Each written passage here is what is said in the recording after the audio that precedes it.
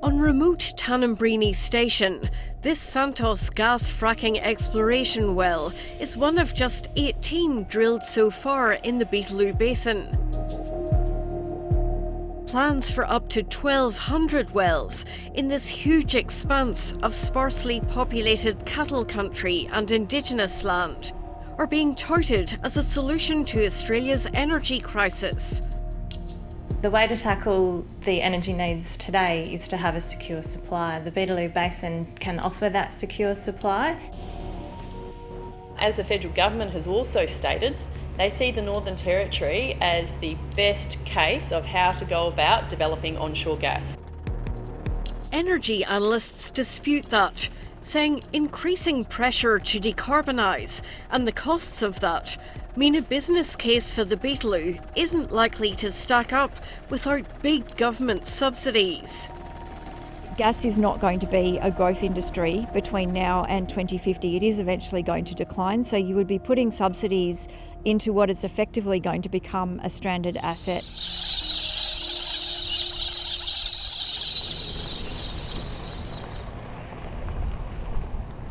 Tanumbirini Station pastoralist Pierre Langenhoven is among gas opponents worried about their businesses.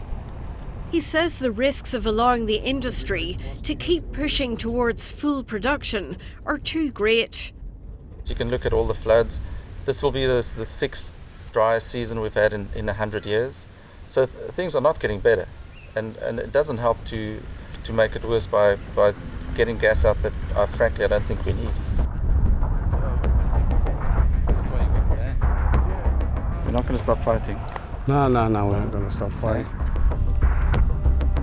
None of the gas companies exploring in the Beetaloo would allow the ABC to film on their sites.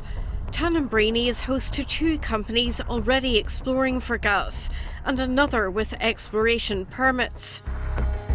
And if all 3 goes to full production, there would be no space left for us to do our business. The pastoralist opposed, but couldn't stop Tamboran Resources Sweet Pea starting exploration here in June.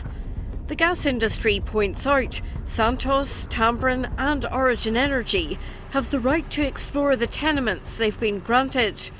Under NT land access laws, cattle producers have a legal right to negotiate compensation, but they can't veto fracking. They compensate for a well drilled or an access road bulldozed, but they don't compensate for the decrease in market value of the property. This is my grandfather's country. It comes all the way through from Beetaloo, the bubu and the snake, the black-headed snake. Some of Tanumbrini's traditional owners have negotiated deals with gas companies which promise not to damage any sacred sites.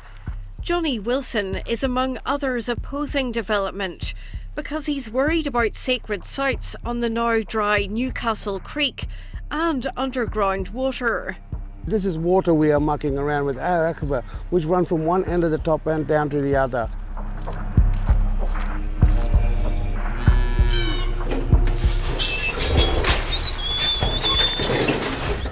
In the northwest Beetaloo Basin, pastoralist Karina James is sceptical Empire Energy's plan to extract gas from her station will address the energy crisis. Will it? Will it really? Because are we keeping gas from this back for our own use, or are we going to be exporting all of it? Like all other stations in this area, Cow Creek is totally dependent on bore water, so the future of aquifers underneath is Karina James's biggest concern.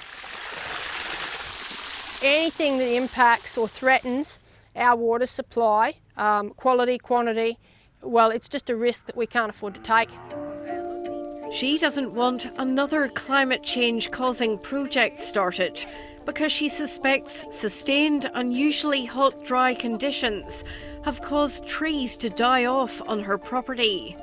They just died, and you can see even the ironwood, that's an ironwood tree there, even that copped it so much that it just died right back.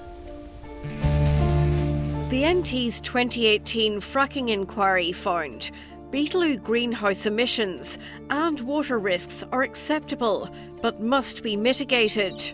We work in a highly regulated industry. We're required to test groundwater before, during and after our activities.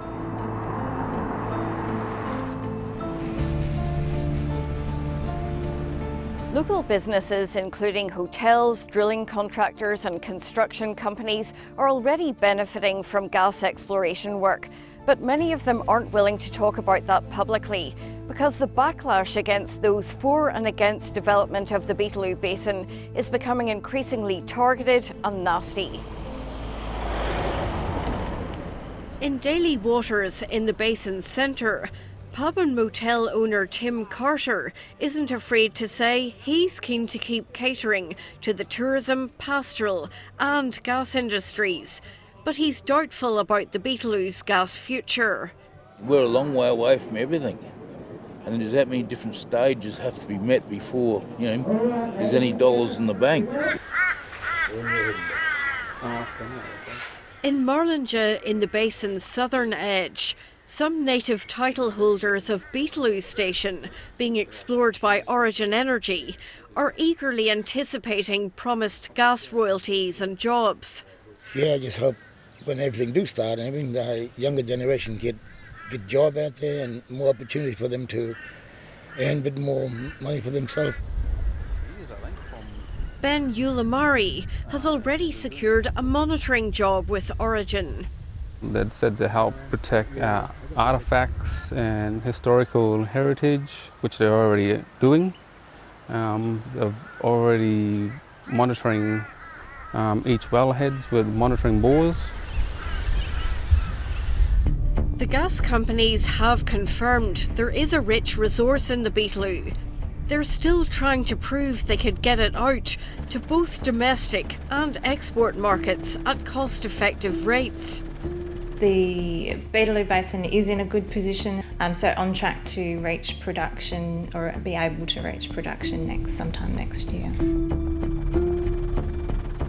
The industry is confident it can reduce and offset emissions from the Beetaloo.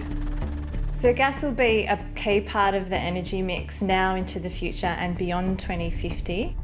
We're heavily investing in decarbonising technologies such as carbon capture and storage. But analysts are forecasting developing the Beetaloo would take at least 3 to 7 years, and doubt carbon capture and storage will be proven viable in that time. They think if a business case for the Beetaloo can be proven, it won't be to send the gas to Eastern Australia to address the energy crisis, because that would be too expensive. It is a lot closer to Darwin and potentially then to exports than it is to the demand centres in the southeast of Australia. And getting it down to those demand centres will mean that it is high-cost gas.